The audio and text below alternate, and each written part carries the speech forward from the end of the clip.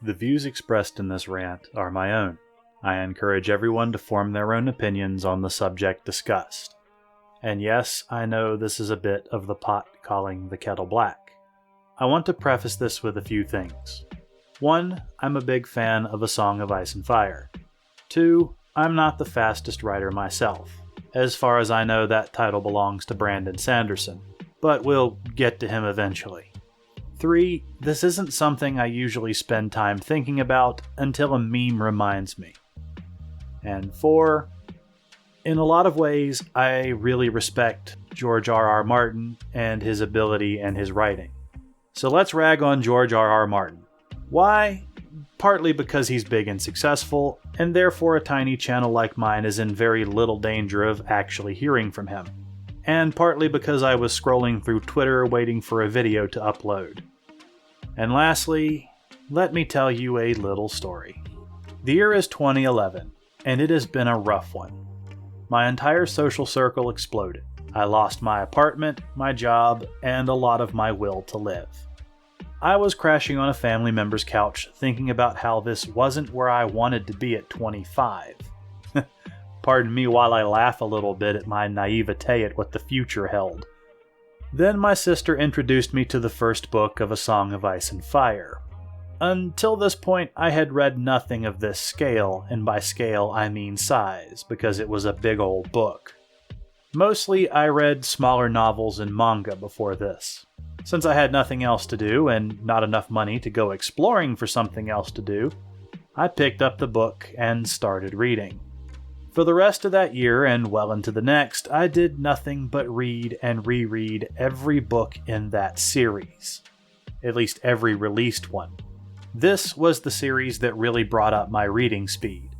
After 2 years, I'd read the released books in the series about 5 times. Now just a caveat, this wasn't the only book series I read at the time, but I did spend a lot of time on this series. I was barely able to stand the wait for the 6th book. I checked the previous release dates, calculated, speculated, and rationalized. I thought to myself, the 5th book came out in 2011. I'm sure he's just got his hands full. I mean, they're making a show of these books right now.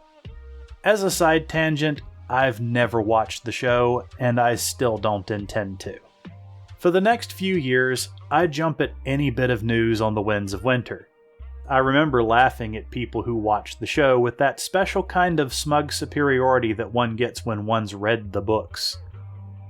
And then the show caught up to the books. I'm sure I'm not alone when I say this was a first for me. The people watching the TV adaptation of a book series were further ahead in the story. Nevertheless, I persisted in not watching the show. I reasoned, it's been like 5 years, he must be close to releasing the book, they have to be pulling the show stuff from somewhere.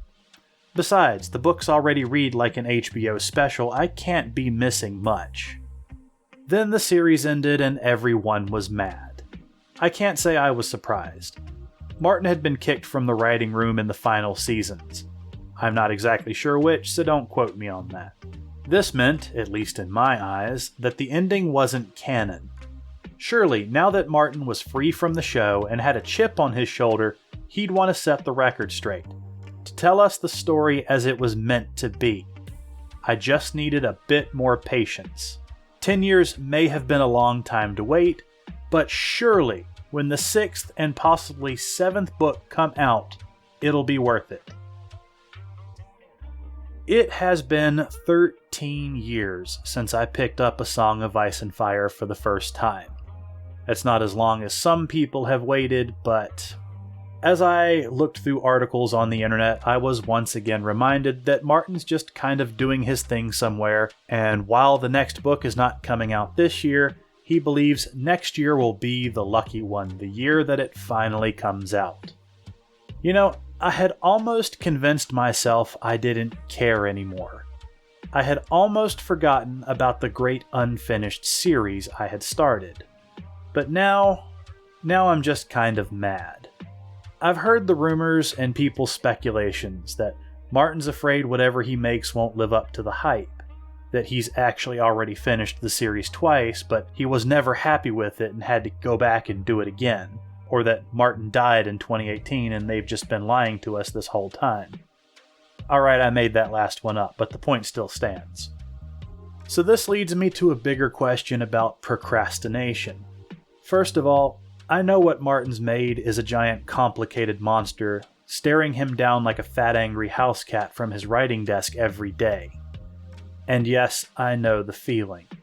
Writing is a very in-your-own-head activity. It encourages that part of the brain that many of us try to suppress in our daily lives. That part of our brain that comes up with insane scenarios, that when not properly utilized can lead to us being angry, giddy, upset, sad, and devastated when nothing has actually happened.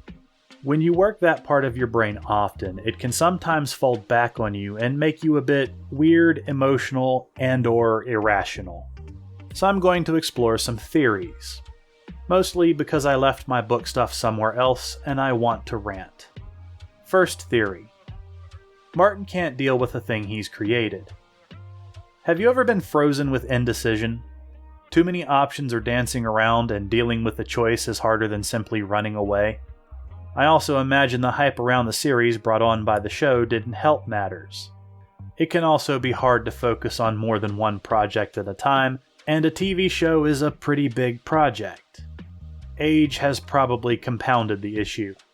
Sometimes it's a good idea to put your manuscript away for a month or two. This lets you come back to it with fresh eyes. For some people, this just gives them time to think all the wrong thoughts. What if what I've made is trash? What if people don't like it? What if it becomes one of the biggest flops in history? Isn't it better for it to remain incomplete than to be a complete failure?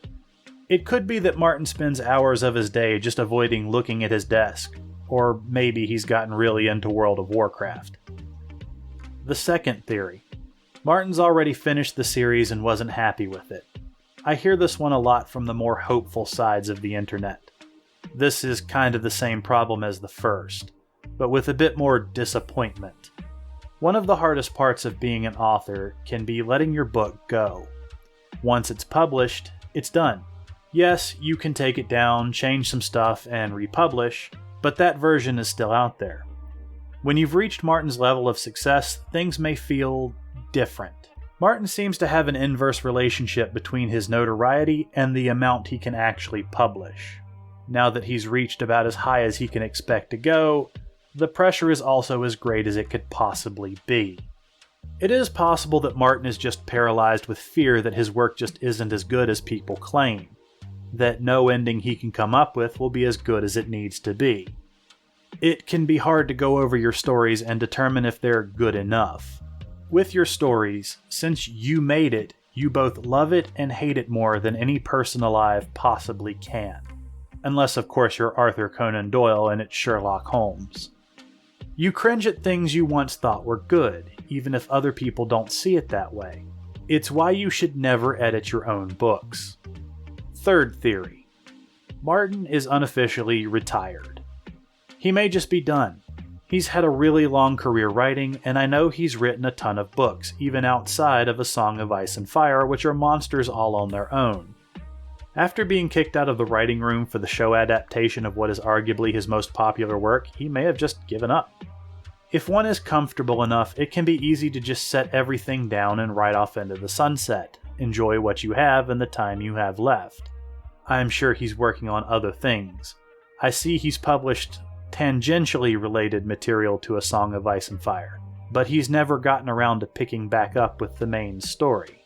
I kind of get it. A Song of Ice and Fire is a complicated world, and it's not just one big story, but dozens of smaller ones in the same setting. Keeping track of all the details has to be a daunting prospect. I heard he hired assistants to help him keep track of everything. I would probably do the same in his shoes. Those theories aside, there is an argument to be made for completion. I can only speak for myself when I say I get fidgety when things aren't done. It rides in the back of my mind and I start to hate myself. It's one of the things that drives me forward and sometimes makes me bite off more than I can chew. If you've written a book and gotten an idea for a new project, you'll understand what I'm talking about. You want to do so much and only have so much time.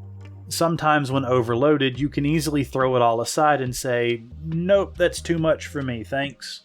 Martin, I believe, is in a different position. He's part of the small percentage of writers who can make good money doing what they do. I can't speak for his financial position, as I normally don't dive into the lives of authors I read, at least not beyond a live stream.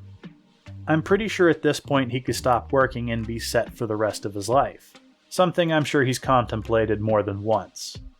Some people, when given infinite time, can't get anything done. I should know I'm one of those people.